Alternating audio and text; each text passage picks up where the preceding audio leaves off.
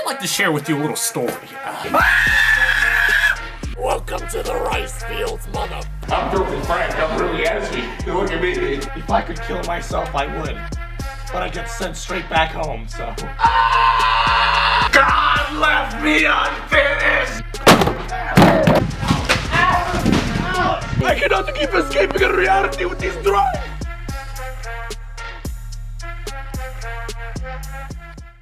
Welcome back to YouTube History. Today we'll be concluding a trilogy I started back in September of last year, one going into more detail on the history of the Cancer Crew. Here we'll be delving much deeper into the past and present of Joji, a world famous musician who used to make edgy internet videos in his apartment. Someone whose mere presence changes the game for internet comedy, with his legacy still being shared as his music career takes off. This is the story of how George Miller became Filthy Frank, and then transformed into Joji. On June 6, 2006, a 13-year-old George Miller created his first ever YouTube channel, calling it Cosmochino. That same day he uploaded his first ever video titled Retarded Ray. It's just these two kids play fighting out in public, though it's hard to tell since there's only like 4 pixels on the screen. This channel only has a few hundred subscribers, as he would soon abandon it and create another one on September 24, 2006, less than a week after his 14th birthday. The channel, called Too Cool For You 92, also only uploaded one video, titled the same as his channel name. It's simply a short clip of him breakdancing. This channel would also be abandoned, replacing it with his third channel called Haha Glomo, which George created on June 22, 2007. What's weird is that the first 2 videos aren't even playable, and display no views despite having a good amount of comments. There's an animated video called Antigone, King Creon's Argument with Hammon, which is a reenactment of a scene from said play. She will not die and you will never see me again. Stay with your friends, if these are your friends, and rave at them, if they will listen. This is most likely some sort of school project, though I can't say the same for the final video. Called Far Away, it's a play summary for his blog. These prisoners want to escape, and they represent people in society who seek an answer, or perhaps want to escape the lies and the many faces of the government. The only other thing on this channel is a favorites playlist, which gives us a good look at what he was into at the time, rap. George was very much into music, though didn't have a platform for it just yet. What he needed was a stable channel that he could upload constantly to, which is where DizastaMusic came into play. He created this channel on June 16, 2008, uploading his first video, Lil Jon Falls Off a Table, only a few days later.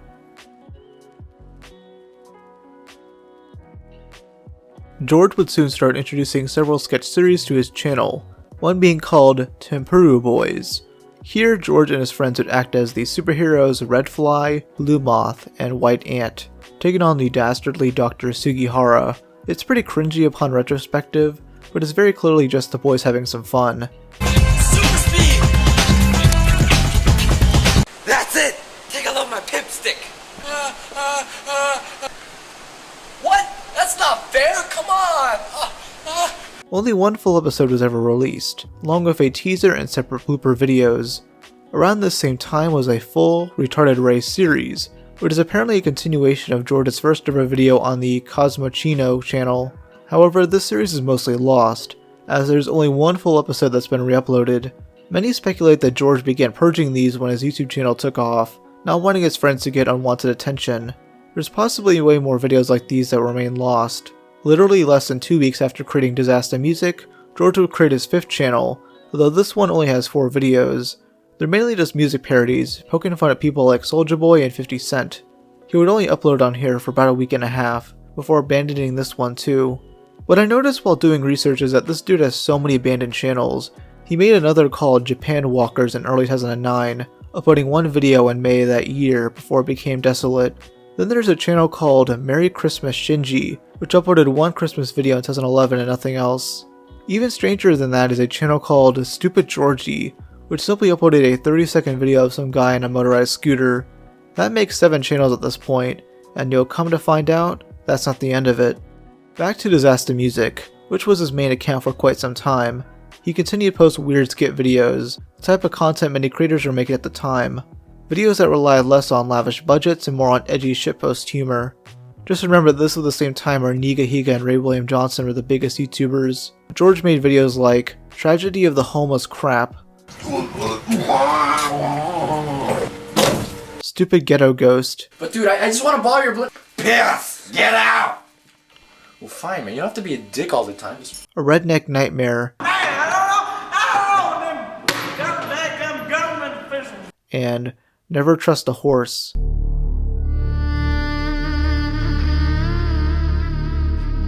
After mid-2009, these sorts of uploads would cease, until 2 years later when something new would appear. I'd like to share with you a little story. I tend to have explosive diarrhea, like shit just flies all over the place. So I sat down to take a shit. Of course, diarrhea just exploded all over the place. I mean, it was shit basically. I noticed there was no toilet paper left. So I got up and I decided to go get some of the toilet paper. When I got back to the toilet, I realized that I was dripping shit. I was dripping shit from my ass. There was shit all over my floor, and I thought to myself, "Oh shit, what am I gonna do?" Because it's shit, it's shit all over my floor. I tried wiping the shit, but the shit just kept piling onto each other. There was just shit all over the place, and it was like shit on the walls and shit on the floor, shit in the carpet, shit in the fan, and there was just filthy shit flying all over the place. It was disgusting. It was shit. That video, titled Filthy Shit, was uploaded on August 5th, 2011. It would soon go down in internet history. This is George's original character, Filthy Frank. At first he was mainly a vessel for telling goofy stories, but would soon mean a lot more to the wider internet.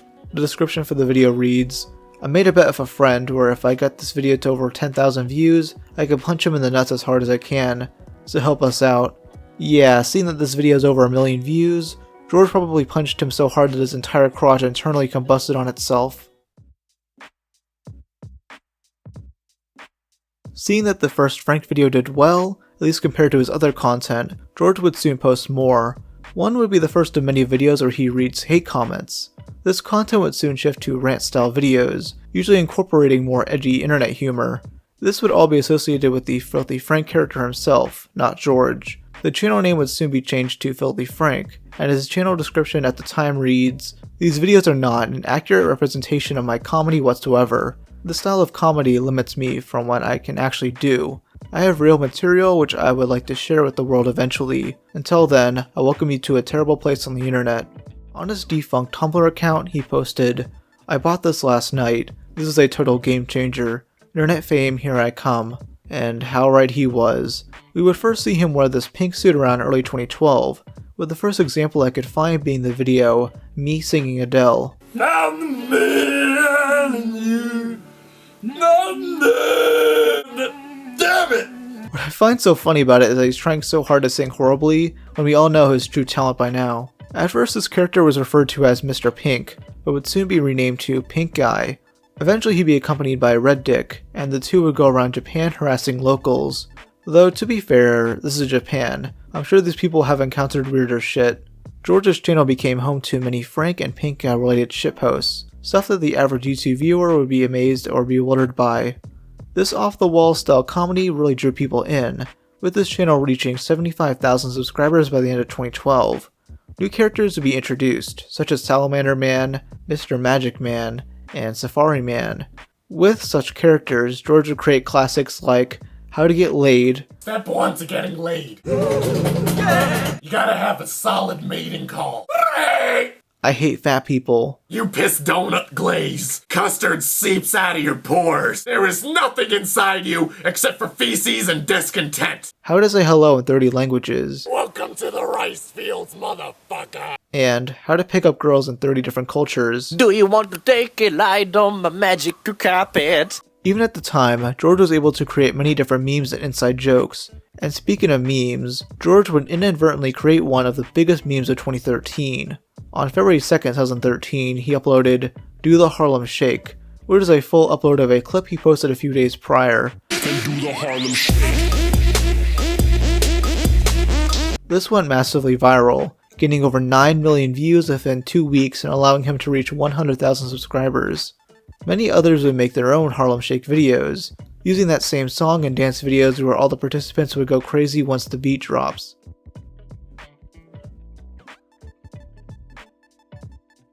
On January 22nd, 2013, George would make yet another channel, TV Filthy Frank. This was originally meant to be a second channel to the main one, but that would change eventually. Here he posted short shitpost videos like 2 Girls, 1 Organ, and Pink Guy Cooks Ramen and Raps. Yeah, I still masturbate while eating top ramen at a faster rate. In the bigger quantities, it counts as rape when I'm slurping at this unbelievable pace. I turn the temperature up all the way to sweat up on my face. For the time being, though, this channel remained unimportant, as the DizastaMusic account was still uploading on a regular basis. New characters would be introduced, such as this Lemon Guy and Chin Chin. With the introduction of Chin Chin, George would slowly begin to include an overlapping story in his content, one a lot more complex than you'd think. Besides Monkey Jones, I really can't think of another comedy channel pulling something off like that. I'll discuss the lore of it shortly, as it really needs its own chapter. With this lore, George was able to interact with his audience in a more interesting way, including a contest he held in late 2013. At the end of his skit, he asked viewers to submit a video on either Facebook or YouTube with the title Chin Chin Sacrifice and the hashtag I did it for Chin Chin. The 5 best ones would be presented to Chin Chin as a sacrifice. He would update the contest not too long after, extending the winners to 10 since thousands of videos are submitted. On Christmas Day he would finally showcase these, with Chin Chin being very pleased. Oh, Chin Chin! I'll be taking Salamander Man back now, since you're so happy. Hello, Chin Chin? Many in the comments loved the video, elaborating that the comedy drew them in, but the characters were what made them stick around. People loved the lore George was building with this channel, and he'd soon expand upon it.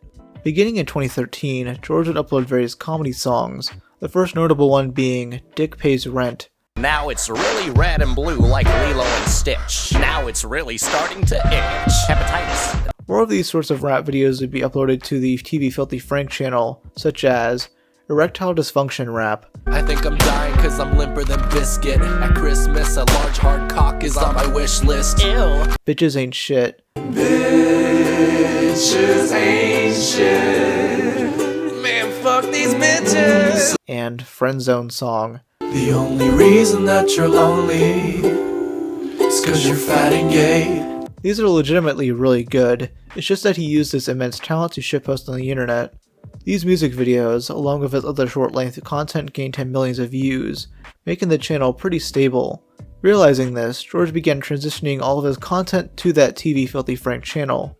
On August 14th, 2014, he uploaded his second to last video on the DizastaMusic channel, announcing the switch. Now I could keep uploading here for you, but that just increases the chance of losing the whole channel forever. Thus you will lose all these classic, beautiful videos. What can I say? We're simply too filthy for YouTube. But you see, I want to keep the classic videos here for you guys. And I don't want to put them at risk anymore. Because if this channel went down, Chin Chin would not be pleased. But at the same time, we gotta continue the filth. So basically, we have officially become a nomadic channel. Look up nomadic if you don't know. So for the sake of these classic videos, I can no longer upload here for the time being. Instead, DizastaMusic will now be some sort of like an internet museum. He wanted to keep it around, so now it's a museum for much of his old content.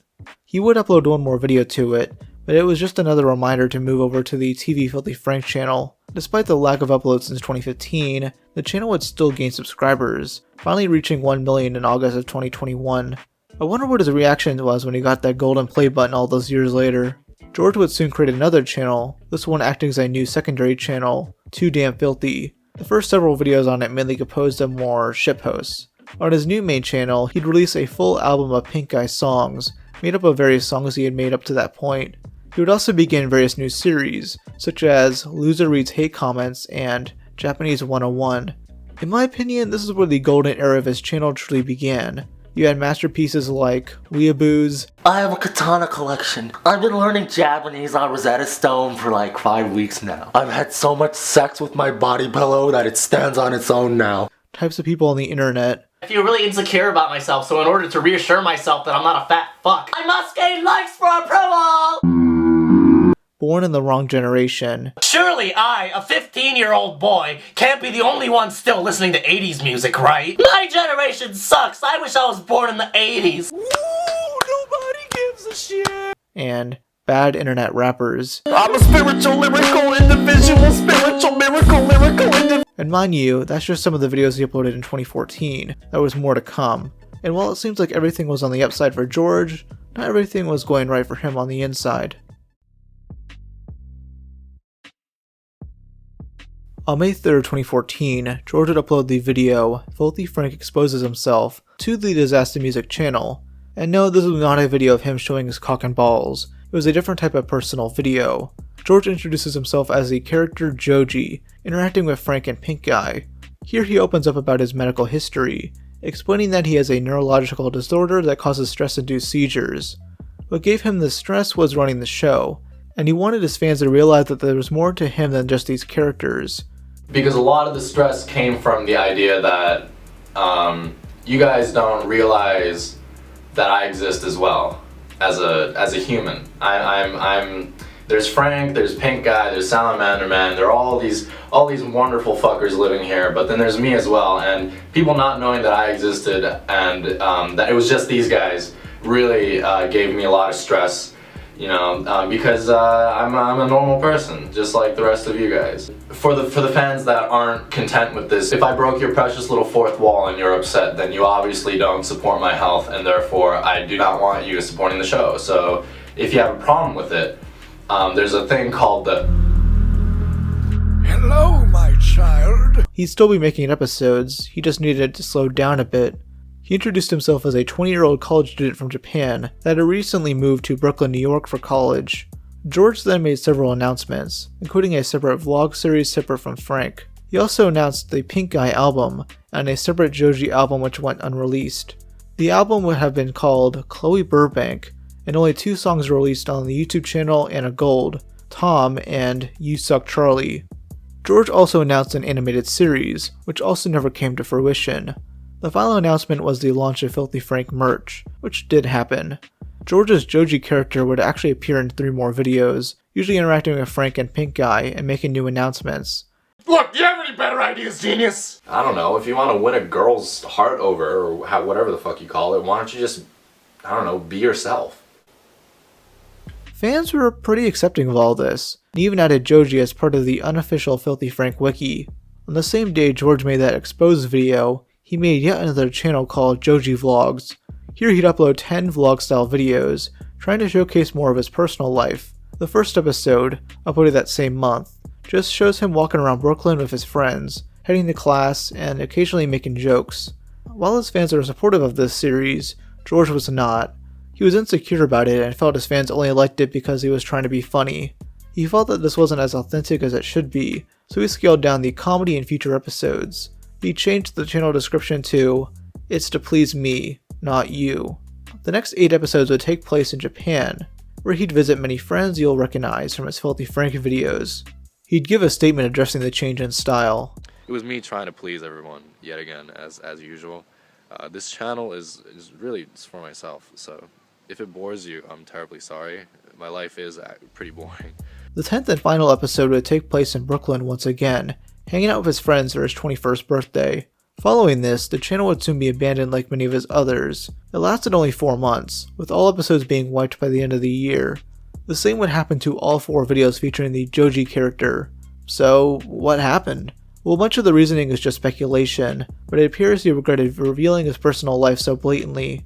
He didn't want his real life and Joji persona associated with the Frank character, due to the edgy humor involved. George would soon go after the wiki page for the Joji character, asking admins to take it down. He'd end up deleting all the text on the page, with all that's left being an edit comment reading, "Please take anything related to my personal life down, thank you."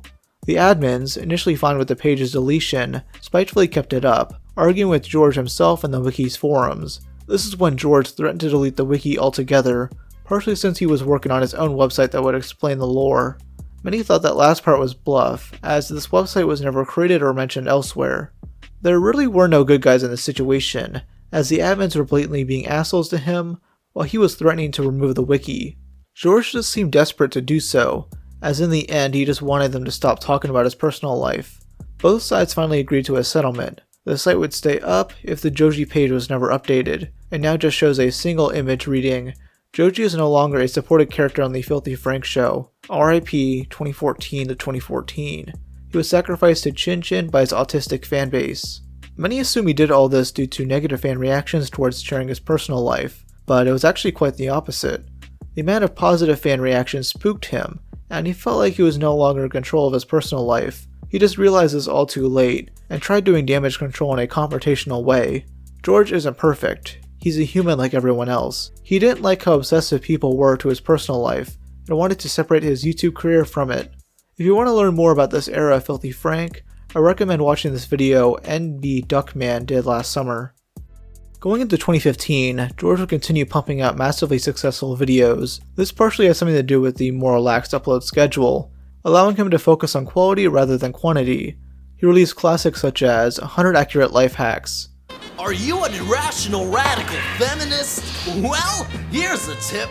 Get laid, you fat piece of shit! Are you an irrational radical anti-feminist? Well, here's a tip. Get laid, you fat piece of shit! Rat Chef. That hamsters? They're not hamsters, they're rats. It's ratatouille. Ultimate Just Girly Things.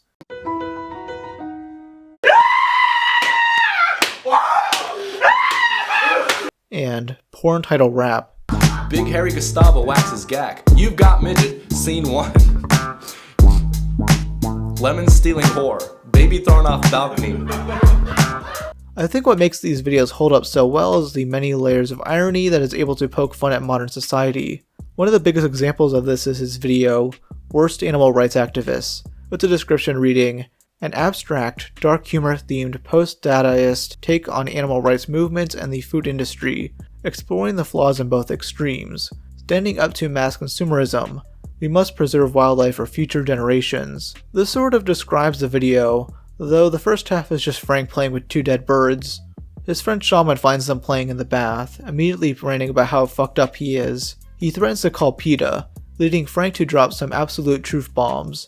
Y'all be self-righteously talking about animal rights and then turn a blind eye to the food industry and animal welfare corruption? That's a joke. In 2003, PETA euthanized 85% of their animals in their shelters. In 2005, PETA was charged with 31 felony counts for dumping all the dead animals in the dumpster. PETA's numbers from 3 years ago shows that 95% of their animals were euthanized, supposedly after they saved these animals. This was 3 years ago. PETA killed 95%. It's not true, Frank. You can't handle It's not true. It's American propaganda. No. This is how World War II started. No. This is how the Iraq War. Shut up, Frank. Shut up. It was Bush. Shut up, Frank. It was George Bush. Don't get me wrong. I don't give a shit about animals. I just give a shit about people who think they give a shit about animals. To me, this is the true genius of his content. He was able to use edgy comedy to truly challenge people's perspectives on various issues. At the same time, he was posting shit like this. Ravioli, ravioli, what's in the pocket only?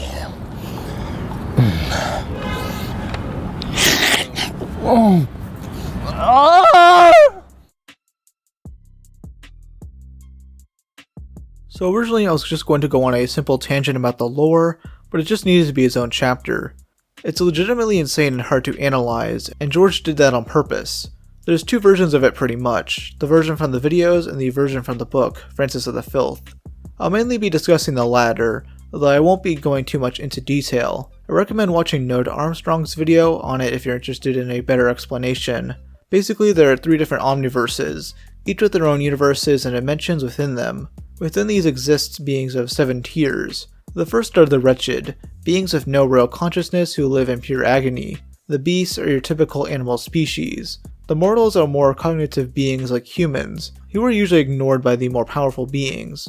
The rank and files are where most of the Filthy Frank characters fall into, beings who have a significant number of chromosomes and can travel between dimensions. The Chimpillas are beings like Chin Chin, who traverse time and space to steal chromosomes. The next 2 tiers are the Peace Lords, those who keep things in check, and above all of them is God himself. In the book, Frank's backstory is explained, saying he's a highly intelligent being who was taken at birth who canonically helped the Axis powers after World War II. A freak lab accident results in him opening a portal to a different realm, where he meets Pink Eye and some of the other characters. Chin Chin then appears, making a deal with Frank to occasionally take some chromosomes if he sends him back to Earth.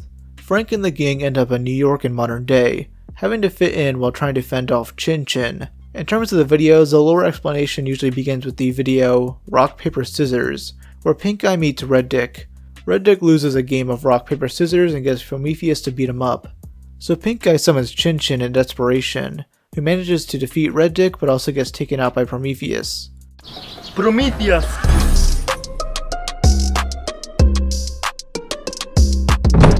It's all just super confusing, especially since the videos didn't explain the past lore properly, and the book left way too much out.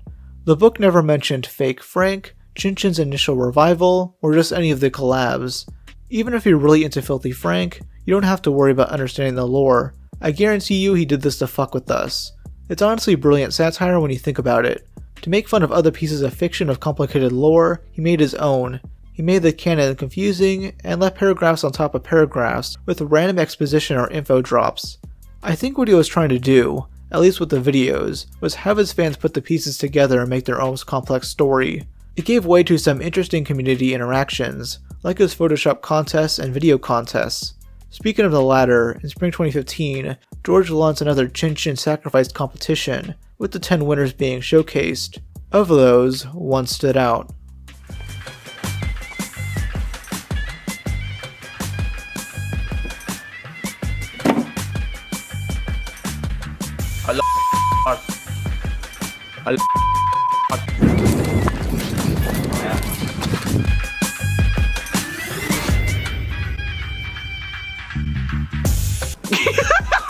Fuck! The ritual went wrong!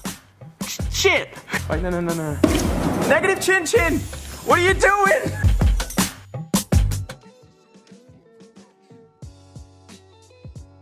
On June 9th, 2015, Frank uploaded Vomit Cake, which would be the first of many collabs of Max Melfo and How To Basic. Max had been a fan of Frank for several years at this point, and Frank probably grew aware of his presence due to the submission for the Chin Chin Sacrifice. In this video, the two were inspired by the Jon Favreau movie Chef, baking a cake with puked out ingredients. The two then attempt to eat it, puking it back out in the process. Did you drop the kids off at school today? I dropped them off. On their head. Laugh track! Following the success of this video, more was to come. That same summer, Max went on a trip to California with iDubbbz. Ian was slowly growing in popularity with his Kickstarter Crap and Bad unboxing series, but grew more popular with collabs. His first appearance on Frank's channel was in the November 2015 video Hair Cake. Here he gets his entire head shaved off, mixing it in the cake along with other bits of hair. This created another running gag of Ian having cancer, seemingly dying by the video's end. There's a hair in my cake! Well, that was a fun time and it was a fantastic cake. Isn't that right, Max? Isn't that right? Wait, is... Something always brings me back to you. Only a few weeks later, Frank uploaded Dumbass Gets PewDiePie Tattoo, which saw the formal introduction of Chad, Max's best friend. He was dared to get PewDiePie's name and logo tattooed on his ass, leading to some hilarious moments. Now my parents are gonna put me out on the street like they put you out on the street, you fucking faggot. You should have been aborted into a fucking bowl of ramen.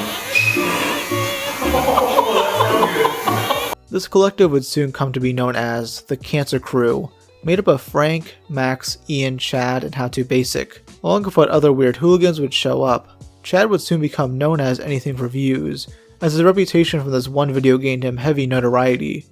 Max and Frank would soon post some behind-the-scenes material, showing the group going to conventions and just having fun. Many running gags that emerged between videos, like the previously mentioned Chef meme and Max asking about JojiVlogs. What the fuck are the JojiVlogs? Hey yo, bring back JojiVlogs! George's first appearance on Max's channel would be in the video The Ramen Off, where he plays a cracked out version of the devil who rides a wheelchair.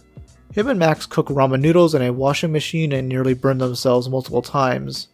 Oh! It is fucking hot! Ah! Not the sauce! Not even hell's this hot. Fuck! Yeah, fuck it. Welcome to hell. Let's go. Oh! Around early 2016, Frank would also collab with Ethan and Ela Klein of H3H3 Productions, an up-and-coming YouTube couple who made legitimately good reaction videos at the time.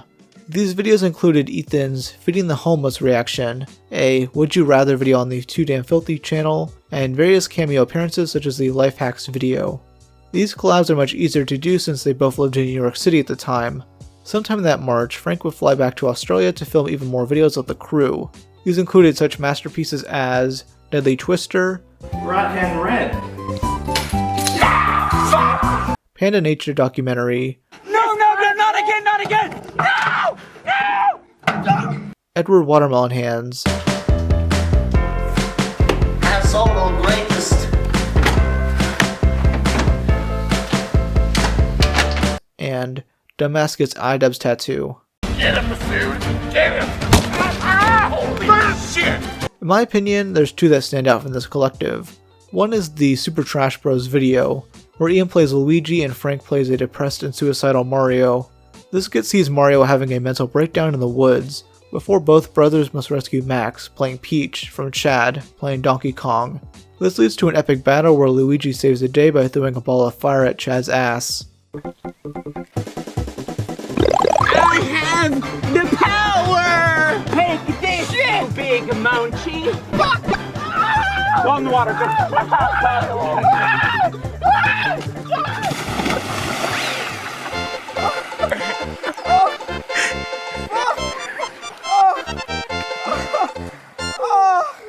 That really fucking lit up! No, don't fucking throw them at me, cunt. That, burnt. It fucking burnt me, cunt. The other notable video is The Gentleman's Guide, where the three main boys must compete to see who's the better gentleman. This somehow equates to them walking across a slippery tarp while How to Basic hurls food at them.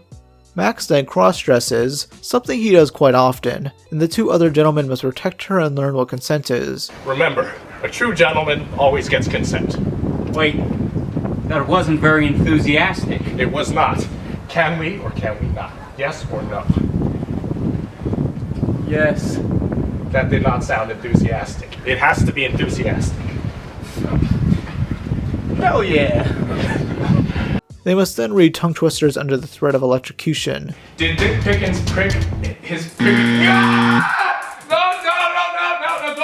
don't. Did Dick Pickens prick his pinky prickling cheek? Stop! Okay. These videos would gain these boys millions on top of millions of views, with each of them collectively gaining in subscribers. Max and Frank, who had both reached the milestone of 1 million subs in 2015, were able to double that pretty quickly. By August 2016, Frank would reach 3 million subscribers. Ian himself would soon reach these milestones and pass them. In June, Ian, George, and Max would attend VidCon. George was pretty comfortable being able to hang out with them outside the Frank persona. These vlogs would be posted throughout the summer as they were getting ready to post another collective of videos, one of which even involved their fellow YouTubers at this convention. In August, Frank uploaded the final part to the cake trilogy, Human Cake. Here the boys collected various bodily fluids from other YouTubers to bake into a wedding cake. This included pubes from Jacksepticeye and KSI, a chewed banana from JonTron, piss from Joey Salads, toenail clippings from Anthony Fantano, spit from Vsauce, and ass hair from PewDiePie. After it was baked, the boys held a fake wedding between Max and Frank. Chad then causes a ruckus after objecting to the marriage.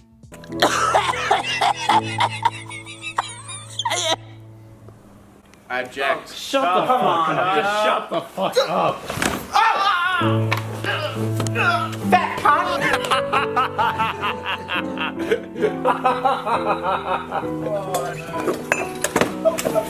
My God. Oh. Thank you. After eating the cake and puking, an all-out brawl ensues. This was definitely the grandest video the Cancer Crew ever made, and in my opinion, one of the greatest videos ever uploaded to YouTube. It has it all. Violence, jackass-style stunts, gross out, collabs of other big YouTubers, and love. Though sadly, this and the two other cake videos would be removed from YouTube in 2019 and 2020. During the same summer trip to Australia, Frank and Max would film a Pokemon Go video where they find a creepy guy setting up a lure module in the middle of the woods.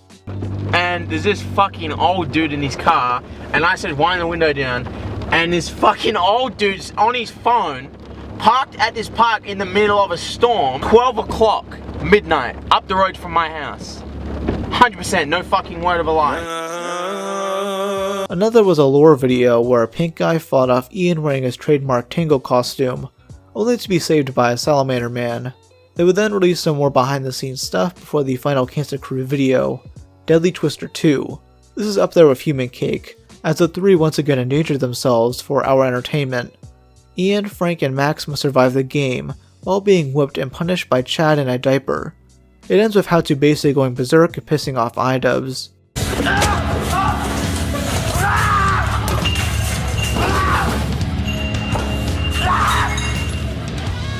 You could have actually killed us. You got into a fucking It's not rage. funny. You got into a rage. That was insane. If you don't want to film for us, you don't have to. We could get someone else, okay? Fuck. And after that, the gang began splitting apart. Now, Max and Ian still collabed together, but Frank was pretty much gone after that, though this was due to another big project George was working on at the time, which would skyrocket his notoriety even more. Outside of his collabs, George was still posting classics to his main YouTube channel, stuff like People I Hate. Now, I don't go outside for obvious reasons like this, and this. I Hate Vegans. I'm vegan. Can you give me this medal? Because I deserve it. I Hate Facebook. 5 things you don't know about the Holocaust. Thing number 1, it never happened. I want to fucking kill. And Filthy Frank vs. Animal Rights. I'm the master. You're not the master. I am definitely the master. See, that's what it is with you people. You know what I'm saying? My people. What do you mean my people? Black people. What the fuck you think I'm saying? These videos, like many others, were gaining millions upon millions of views, and so was the content on his second channel, which began to pick up in quality. He'd post more episodes to his series, Cringe of the Week, where he'd make fun of cringy pieces of media he stumbled upon. One of the most well-known was his video on the Nickelodeon show Game Shakers. He mainly calls it out for poorly trying to appeal to the youth, using internet culture, and then compares it to earlier Nick shows. Nickelodeon, and just bruh, Nickelodeon. You don't gotta sink this low, you know what I'm saying? There's another way to keep your demographic age up, if you know what I'm saying. Y'all used to have some fire bitches, you know what I'm saying? Fist bump my N-word. Oh my lord, yes, oh, wow. You Jews raised some fine women, if you know what I'm saying. And now they're gone, and I no longer want to watch Nickelodeon with my dick in my hand. And if parts of that rant sound familiar, it would be the inspiration to an upcoming song George was working on. Beginning in 2015, George began working on a sequel to the Pink Guy album. He launched a new YouTube channel called Pink Omega, which only uploaded 2 songs. These songs would soon be incorporated into a different project. Pink Season took quite a while to make, as it would end up featuring 35 songs. In the previously mentioned lore video, A War Is Coming, George would tease the album by playing the song, Please Stop Calling Me Gay. Please stop calling me gay. I swear I love vagina, and I love to touch that pussy. I know you love that shit, man. It was teased a few more times, before finally releasing on January 4th, 2017. Despite its shitpost nature, this album did surprisingly well, even managing to reach number 70 on the Billboard 200. Many music reviewers tried taking a crack at scoring it, and Jimmy Fallon, of all people, played it on his show much later on. Love the cover, love the name, maybe I love the music. Let's take a listen to Meme Machine. Meme Machine. Meme. Wow. Give me the memes. I need the memes. Inhale the memes, exhale the memes, inject the memes into my bloodstream. There are good memes and there are bad memes. Why has God abandoned us? What?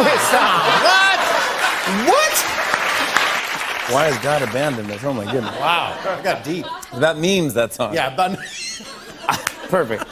Various music videos are released before and after the official release, most notably being Shut the Fuck Up, which currently sits at 92 million views. You're a fucking penis hole. Grab a dick and eat it whole. I need to know if you were dropped when you were just a fetus though. It's probably the best song on the album, as it's able to mix in a calming instrumental of an edgy rap song about wishing misery upon your enemies. I hope you have some beautiful children that die from cancer. I hope you catch Zika when your wife gets pregnant. If those lyrics sound familiar, it's because it was partially based on this quip from Chad in the Tattoo video. As of today, I hope you have 2 beautiful children that they get cancer. Another infamous music video was for Nickelodeon Girls, partially based on that Game Shakers rant from earlier. Dan Schneider, bring all my bitches back! It basically revolves around Pink Eye, rapping about how he wants Dan Schneider to incorporate more of-age sexy girls into shows. Mind you, this came out years before the allegations were mainstream.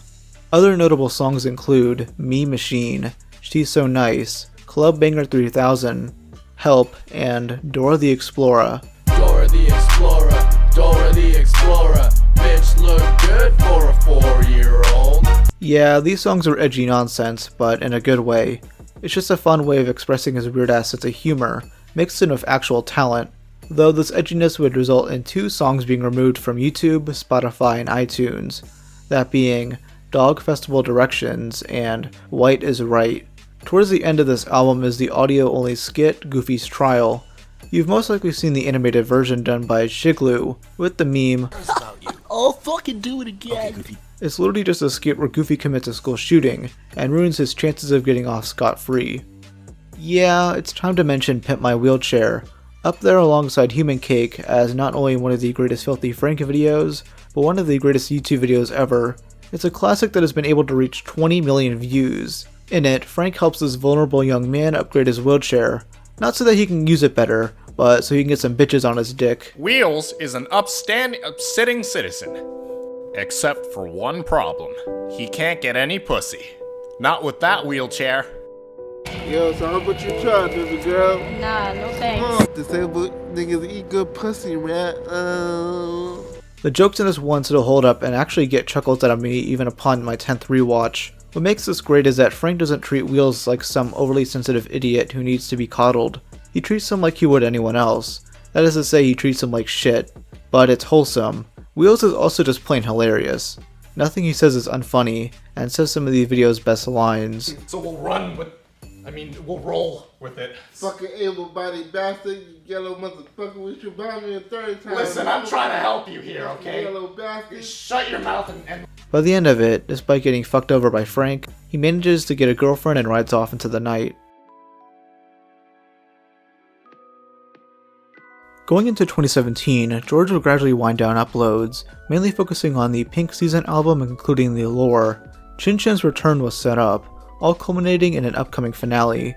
Before that, he'd uploaded content like Why Drones Suck. Listen, you're no different from an old man with a toy helicopter obsession. Remember when toy helicopters were kind of labeled as a hobby for pedophiles and old people? 7 Easy Ways to Make Chocolate at Home, and Hitler's Evil Son. Schnitzel, Schnitzel, ja, ja, Wiener, Wiener, ja, ja, Schnitzel, Schnitzel, ja, Schnitzel, Wiener, Wiener, Mein Kampf, Hitler, Jews. I just love that last one implies a Hitler son being evil isn't expected. Anyways, in May 2017, George released a remix EP of Pink Season called Pink Season: The Prophecy. After 2 more music uploads, the channel would finally post its supposed conclusion. On September 27, 2017, George uploaded Francis of the Filth. Here we see Pink Eye and Frank's final confrontation of Chin Chin, where they all meet face to face with a Peace Lord. It ends with Chin Chin being destroyed and Frank falling into a hole. Before his fate is sealed, he hands Pink Eye a book titled Francis of the Filth, the very book I mentioned earlier. That records our history. That records everything we've ever known in the Omniverse. It will unlock all the secrets. Don't let them have it. It's happening. Here we go. Mama! Mama! Mama! This would help wrap up all loose ends, finishing the lore once and for all. At this point, many were not sure if he'd upload again. Many just thought he'd be on break and return. But George himself would tweet some sad news. On December 29, 2017, the Filthy Frank Twitter account posted the following. This is old news, but I figured I'd give an official statement. Thank you for your understanding and God bless. Although previously mentioned through Billboard, I believe an official statement as to why I am now done with comedy is owed to my former fanbase, of which I'm extremely grateful for. And while it genuinely pains me to express this, I do hope that the reasons below may provide some insight into my decision. Unfortunately, I no longer enjoy producing that content, several serious health concerns, including but not limited to throat tissue damage and neurological conditions that I prefer not to get into. This decision is final. I really can't express just how grateful I am to you all, nor will I ever forget the relationship that we had together. Moving forward, it is up to you whether you'd like to join or not. In any event, I will strive to continue creating and developing projects I am passionate about, and hope you'll succeed in doing the same. Joji. While this was sad for many to hear, his many fans respected this reasoning, though some pointed out another reason why he left, the adpocalypse. YouTube was changing around this time. The second wave of edgy content was dying down, especially after the political turmoil in 2016, and advertisers not wanting to associate with risky content. This was always bound to happen, but its rapid escalation occurred due to the Wall Street Journal fiasco. The biggest YouTuber at the time, PewDiePie, got into hot water for his edgy jokes, resulting in many big companies threatening to pull out. The only solution in YouTube's eyes was to demonetize riskier videos. Frank's channel, despite gaining millions of views, even in 2017, was probably seriously hit by this. It wasn't becoming sustainable, and it would be more common for newer videos to be taken down. It was probably just good timing for him to leave anyways, as there were other passions George wanted to pursue. Since abandoning the Frank channel, it has passed many more milestones, now sitting at almost 8 million subscribers, though many videos, including the Cake trilogy and a few others, have been deleted by YouTube. Those that remain for now sit as a time capsule to this wacky era of the internet. But what was George going to do now? While George was concluding the Filthy Frank channel, he was slowly building up his Joji persona. He signed with the Asian record label 88 Rising in 2017, having various songs of his released throughout the year. These would be posted to the 88 Rising YouTube channel, with him promoting them through his Instagram and Twitter. These songs include I Don't Want to Waste My Time, Rain on Me, and Will He. He performed live as Joji for the first time on May 18, 2017, at Los Angeles, which was streamed by The Boiler Room. Joji would also begin collaborating with other artists, first being with the Chinese rap group Higher Brothers in their song Nomadic. This was a gradual thing. For years he had used his popularity from Filthy Frank to network with big names in music, those who respected his craft and realized he was just a chill dude. And now he was on his way to hitting the mainstream, with him releasing his first commercial album as Joji. This would be In Tongues, an EP released on November 3, 2017. Only a few months later, on February 14, 2018, he'd release a deluxe version adding some of his previous songs. The ratings were mixed, with a reviewer from Pitchfork saying, "This former YouTube star's debut EP establishes a decent R&B mood, but proceeds to wallow in thin, underdeveloped emotions." Despite this criticism, Joji carried on. He began working on a bigger project, one to gain him better recognition. During the slow transition from Frank to Joji, George would be interviewed by Sean Evans on an episode of Hot Ones. Here he'd answer questions relating to both his magnum opuses, balancing between the two. This is in stark contrast to the next time he showed up on Hot Ones, in a summer 2018 episode of Rich Brian.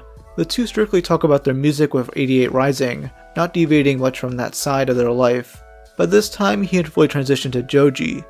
He's never really mentioned his comedy roots from this point forward, though some still claim he had a little bit of Frank in him, with many making compilations of his seemingly slipping up. You just know this guy has the pink morph suit hanging in his closet, talking to him like he's the Green Goblin. Coward. We have a new world to conquer. You make me sick. Leave me alone, please. Hiding in the shadows. Joji would give an insightful interview with Billboard around the same time, giving more insight on the transition. He said he originally wanted to do something like Odd Future, having this pink eye music persona blend in with Joji, mixing silliness with profanity. But this never happened, as the two personas would separate into their own things. Though Joji does mention wanting to keep a bit of that silliness in Joji, stating, "I want to make a whole song out of farts, but you can't tell that it's farts. And it'll actually be a good song." The article ends with, "It doesn't matter how, I just want to continue expanding. I just like creating stuff, it doesn't matter what the medium is." Various new singles will be released throughout 2018, such as Yeah Right, Can't Get Over You, Test Drive, and most well known, Slow Dancing in the Dark. The same day that song's music video was released, Joji announced his first album. Well, first album is Joji, of course. That would be Ballads 1, released on October 26, 2018. It has more of a pop-based sound than his previous work, with a major focus on ballads to give each of the songs a unique feel. The reception was still mixed, though a lot better than his In Tongues EP. Ballads 1 would reach number 3 on the Billboard 200, soon being certified platinum in 2021. Following this, he announced his first tour, starting in Europe and then expanding to North America going into early 2019. On June 14, 2019, Joji would release an independent single called Sanctuary, and in my opinion, this is one of his best songs. It has this more sci-fi aesthetic to it, which is best reflected in the music video. Here, Joji plays a spaceship captain, trying to find purpose after defeating his biggest enemy. His friend, using the infamous Joji spoon, gouges his own eye out to resemble this villain. This friend is driven into madness, becoming a villain himself. This gives Joji a new purpose, now having to defend his ship from a former friend. It's a really interesting contrast to the theme of the song, wanting emotional reciprocation. By this time, Max and Chad had begun a new YouTube channel called Cold Ones. During a live stream, they listened to Sanctuary for the first time, which got Max pretty emotional. You have Chad just vibing to it, while Max is reminiscing on the old times. You can just feel the pure joy he's holding back, knowing one of his best friends has made it and fulfilled their dreams.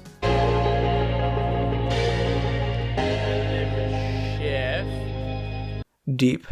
I'll link this full clip below, though there is one comment I want to read out. I once talked to a girl who listened to Nectar with me on the release. When she said she knew nothing about Papa Franku, I knew he made it. Though, many of these new fans of Joji's would find out about his past. In spring 2020, right as the pandemic began, many Zoomers found out about Filthy Frank. And obviously, they got offended and went digging. Quite a few were pissed off about his edgy humor and use of naughty words, since to people on Twitter, that's the worst thing you can do apparently.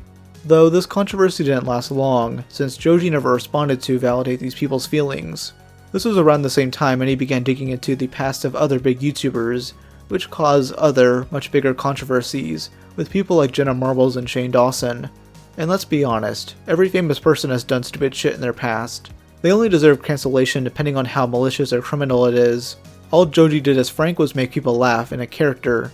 Joji's reputation never wavered, continuing to make big steps in his career.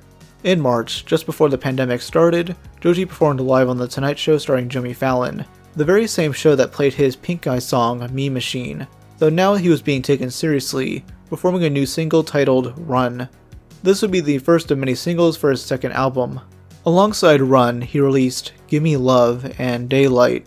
This was for the album Nectar, which was originally supposed to be released on July 10th, 2020, though only a month before he announced its postponement due to the pandemic. It would instead be released on September 25th, 2020, to glowing reviews. It would reach number 3 on the Billboard 200, just like Ballads 1. With his connections, Joji was able to collab with Lil Yachty, Diplo, Omar Apollo, and more. And let's not forget the music videos, which had a bit of a story behind them. It builds on what was set up in Sanctuary, though incorporates a new characters such as the Pretty Boys. Once it was safe to perform again, Joji would begin his tour for Nectar, which sold out almost immediately.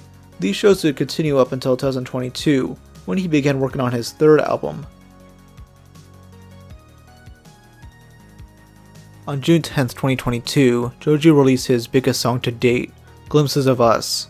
To say this song was a massive success would be an understatement, as it broke records worldwide. It's his best song, incorporating a more melancholy feel with an awe-inspiring sound.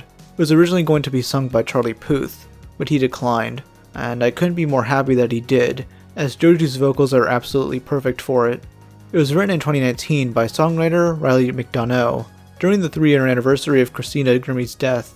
If you don't know who Christina Grimmie was, she was a musician who appeared on the NBC show The Voice, placing 3rd. She released 2 EPs, though was tragically killed by an obsessed fan on June 10th, 2016. It truly gives the song a new meaning upon learning that. The combining music video contrasts with its vocals, showing a bunch of young hooligans, ruining their lives due to their obsession with drugs and alcohol. The video would soon go viral on TikTok, leading to these songs spreading quickly online.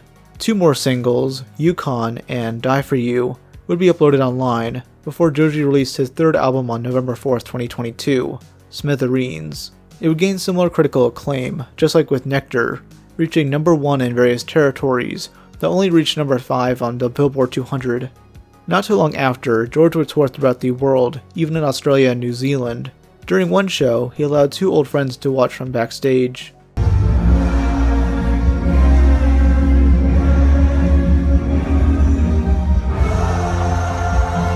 While those tours were going on, a secret project from Joji was emerging online, PlummCorp Records. This is a record label owned by Joji himself, which he trademarked alongside the Filthy Frank show and its characters. Its official YouTube channel will be created on June 15, 2022, though its first upload didn't come until 9 months later. It's very apparent what type of channel this will be upon watching that first video.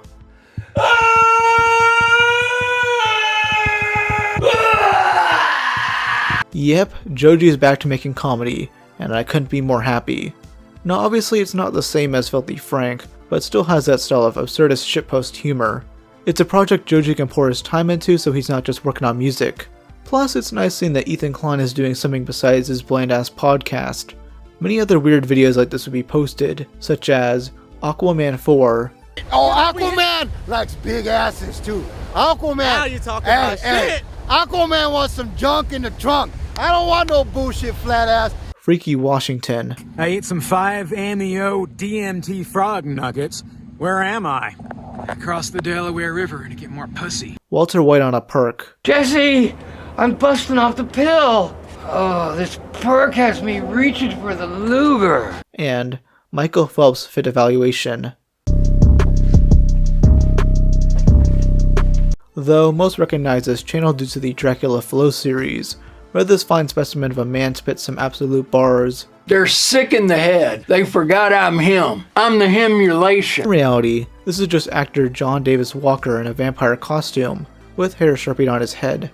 As of now, 4 episodes of Dracula's Flow have been posted, with more to come since each episode has gained like millions of views. Most probably don't even know that these were directed by Joji in the first place. George never truly wanted to quit comedy, not back in 2014 or 2017. He's always had a passion for that, but also had a passion for making music. These 2 passions would be combined, but he felt as if the Pink Eye and Frank personas were holding him back. He knew he couldn't play these characters forever due to his health conditions, which is why he ended the series when he did. He soon began incorporating comedy bits into his shows though, which made him comfortable enough to start making comedy videos again. Fans show up wearing pink eye suits to his concerts, which he very much so appreciates. He's glad his old fanbase is there supporting him in his new endeavors.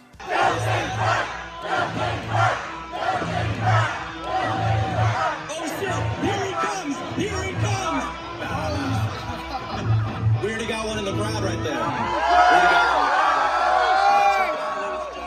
We got one right here too.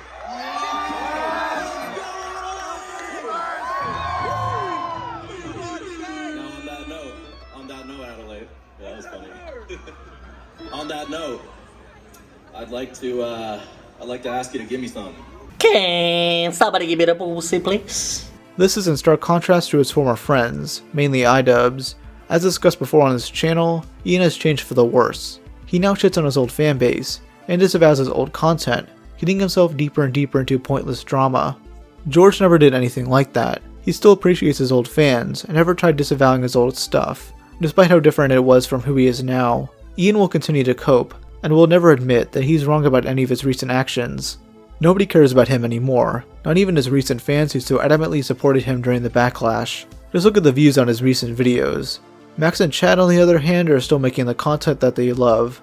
They know times have changed and adapted to it. It was also super heartwarming that George made time to visit Max for his wedding and remade one of their iconic photos together. Obviously Ian couldn't go, so his wife could get yet another back tattoo. Thanks for watching this massive video. This is actually the season 2 finale of this series. I'm glad you guys like these longer episodes, as they're a lot more fulfilling than the shorter stuff. Bye. It's Filthy Frank, motherfucker! It's Filthy Frank, bitch! Let's get some pussy tonight!